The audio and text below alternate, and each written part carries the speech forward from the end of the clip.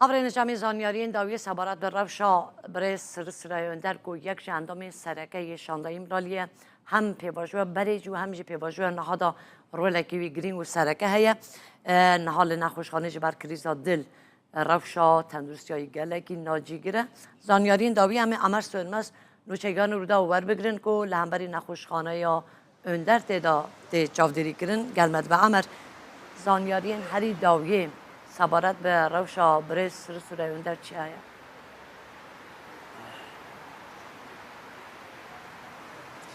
بله روزباش سیماوکی کتجی باسکر سرکوکیل پارلمانتوی ترکیه و هر وا اندام شانده امرالی یا دم پارتی سرسرای اندر برای دروژان بشب کریزا دل در باسکر بو و لوی نخوشخانه تایبت لنفچه شش استانبول 12 ساعت عملیات بو کت نشترگری که در باسکر اف نشترگری به سرکفتی در باسکر لبل نهال گوری آگاهی اوزانگارین داوی که دکترین بجیشکن سرسرای اندر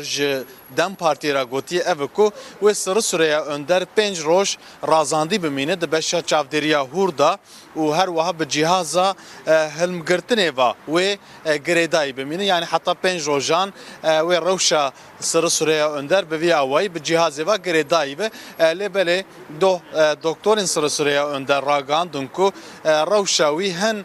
آمار و اشارتن کو بر به باشبونه و د چه به وی اوای امتکارم بجن کو هنه کی دل حسكر ومالبات وهر وها دم بارتي جي بفي اواي راحت بو نها دو لوي دري لوي نخوشخانه تايبت لبو تفگرداريه کی گلکی زیده چه بو جبرچ جبرکو ج سیاست مداران حتی ج هنرمندان گلک کس ج اندام و ریوبرن دم پارتیه و ج پارتین سیاسیین وک اک پارتی CHP پارتین تیپو پارتین چپکرو سوسیالیست و هر وها گلک آلیان گلک کس سردانا نخوشخانه کرن و هر وها پرسا سرسریا اندر کرن دو لوی در سروک پارلمانتوی ترکیه نومان kurtulmuş و هر وها الیکار سروک گشتی و بردف که اک پارتیه Ömer Çelik li nexweşxaneyê hatin serdana Sirûsirêya önder kirin ji hevserokên Dem Partiyê agahî û zanyariyên dawî wergirtin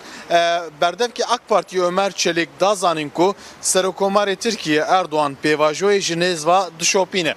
Neha doh ji xwe Dem Partî raguand bû ku Erdoğan du caran li Pervîn Buldan geriyayê bi telefonê û her wiha rewşa Sirûsirêya Önder jî pirsî. Li aliyê din Serokê Giştiyê CHP Özgür Özel, Serokê Bereyê CHP Kemal Kılıçdaroğlu, Serokkomarê Bereyê Tirkiye Abdullah Gül serdana nexweşxaneyê kirin. Ji xênê vê yekê Waliyê İstanbolê Davut Gül hemû em dikarin bêjin ku hejmareke gelekî zêde parlamenterên Dem Partiyê Serokê Tîpê Erkan Baş her wiha hin derhêner hunermend yên wek Yüksel Aksu stranbêjên wek Mahsun Kırmızıgül û her wiha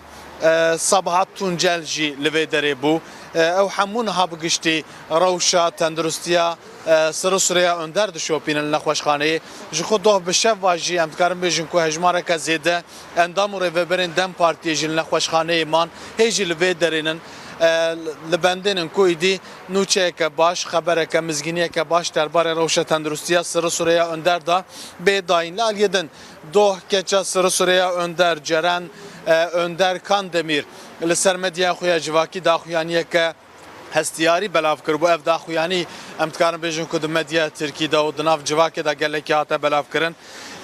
keça Sirûsirêya Önder ji bo bavê xwe dibêje tiştê ku herî baş dizanî bike û li ber xwe bide bavo bavê min ji duayan bawer dike jê ra dua bikin li aliyê din niha ger rewş baweyeke asayî berdewam bikira û rewşa tendurustiya Sirûsirêya Önder xirab nebûya wê roja îdiyê vê heftê wê şandeya Dem Partiyê li gel Wezîrê Edaletê Tirkiyê Yılmaz Tunç re wê hevdîtineke